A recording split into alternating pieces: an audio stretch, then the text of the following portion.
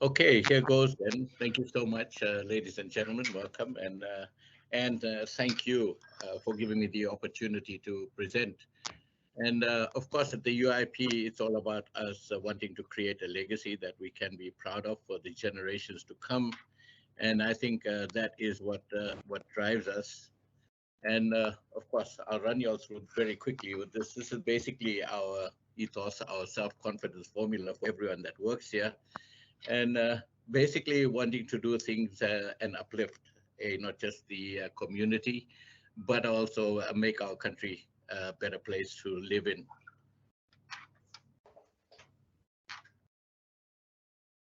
Today's topic, as you all know, it's about the KZN precinct management and the challenges and, of course, the operations that we run in view of those challenges.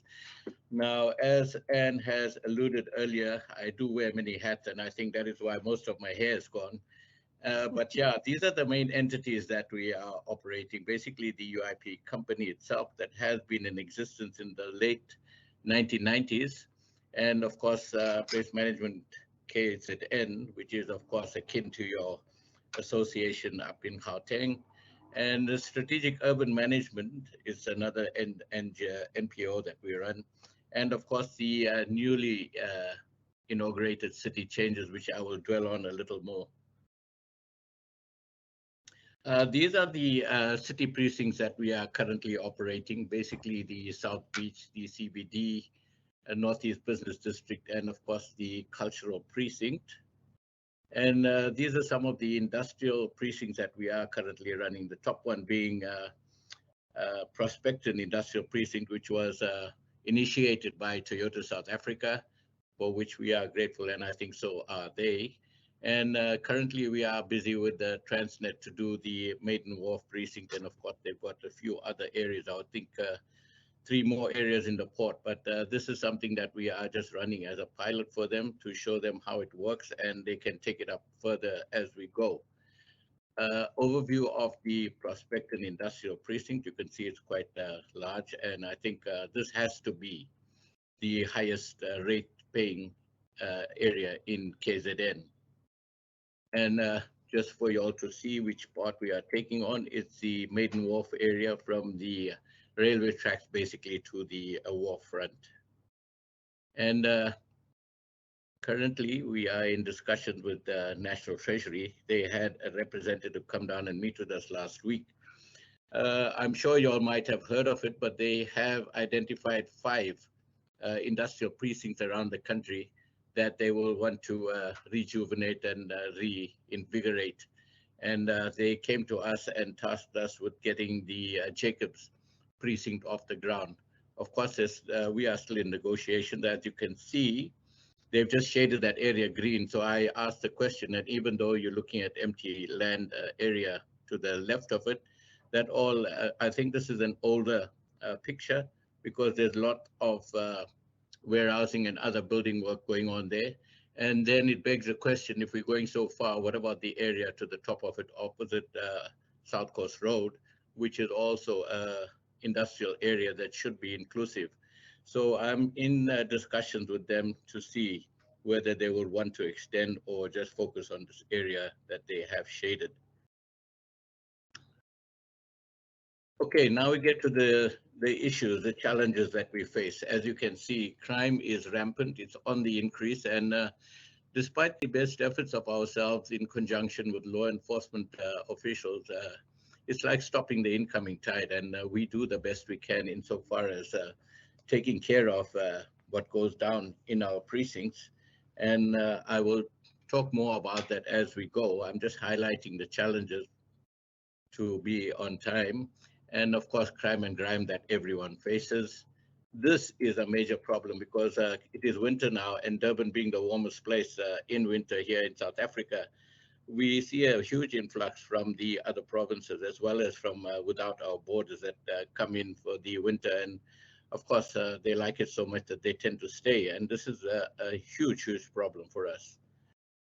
Of course, this goes hand in hand with homelessness. I don't have to tell you all about it. And it is on the rise. And to our dismay, there is a NGO that is distributing free needles, syringes, and methadone, which is a diluted version of the drug, to these people. And this area that I'm talking about is such a blight. It's a little south, just on the periphery of the CBD, and it's under the M4 bridge. And I think last count I think we got in anything in excess of 2,000 people down there.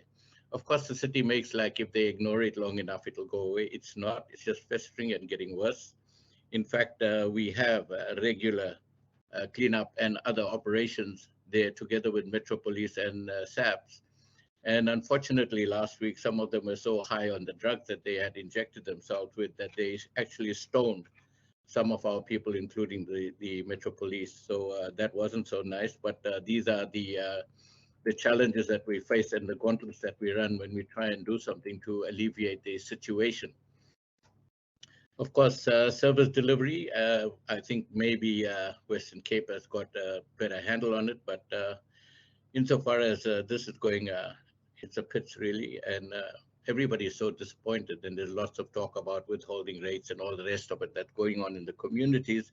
However, for the life of them, the city cannot seem to keep pace with the service delivery issues that are coming up. And this is just one part of it, meaning the roads that are giving way due to lack of proper maintenance over the years, the water, sewage, lights, just about everything that resembles normalcy is under threat. And of course, the residents are up in arms. Now, this is something I'm going to focus a little more time on. It's the integrated operations. I think for the past 10 years now, we've built and nurtured a very close working relationship with Metro Police and, of course, Durban Solid Waste, as you can see the vehicles there. Now, this is a dedicated team that we supply manpower to. And this works 24/7, and it's responsible for cleaning up not just our precincts, but wherever the situation demands. We get calls from all over the place in Greater Durban, and of course, the time permitting and resources being available, we respond to that over and above the normal cleaning that should be taking place by DSW, but is falling far short of the mark. And this operation runs 24/7, like I say, and we supply in each shift between 10 and 15 staff members from the UIP company to help them. Now, we have two because of the popularity of the service that is being offered, as well as the fact that the ever increasing demands, insofar as the crime and crime situation goes, that we had to inaugurate another service that concentrates more on the suburbs as opposed to the inner city. And that is also running very well, I must say, but it's placing a lot of stress on us, and we rely on support from our partners in the private sector to help fund these operations. But we do just about everything from cleaning the areas as well as monitoring.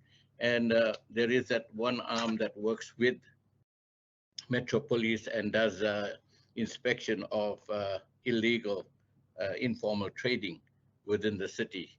So this is a very important facet of our operations, and trust me, it has worked very well. And I think if we should, for whatever reason, stop this thing, then we are going to be in desperate trouble. These are some of the guys that we have brought into the City Changes concept. Now, just to dwell on that very quickly, the fact that whoever we approach insofar as the homeless issue, whether it was Safer Cities or any other line department in KZN municipality that was charged with taking care of either the homeless or other people. The thing is, there wasn't much traction going on over there, and we decided after a long deliberation to create the City Changes project. And this is basically taking homeless people off the street. These, I think the four to the left of them are part of the homeless crew that were without employment and wanting to get back into mainstream society. And we screened them, met with all of them, had them checked out, check their IDs, check their priors and everything. You know, a good relationship we have with Metro is, of course, pivotal to the success of this. And we took on a first batch of 20, and it has been working exceptionally well. In fact, it has exceeded our expectations insofar as it goes. And our first pilot project that we ran with Sogo Sun, that is the Sun Coast Hotel and Casino, the success has been phenomenal. So much so that even though they are not necessarily security teams, the fact that they are boots on the ground monitoring 24/7, the dunes that are there, the promenade and the area around the casino. So much so that the management has now asked us to supply another 15 to take care of other areas around, because it is a huge complex. And they have relinquished or have canceled the contract for the expensive security that they had, but was not giving them the results. Reason being that promenade that you all saw just previously with the Metro and the DSW truck parked over there, that area, they were experiencing something like about 8 or 9 muggings every day on that promenade in front of the complex.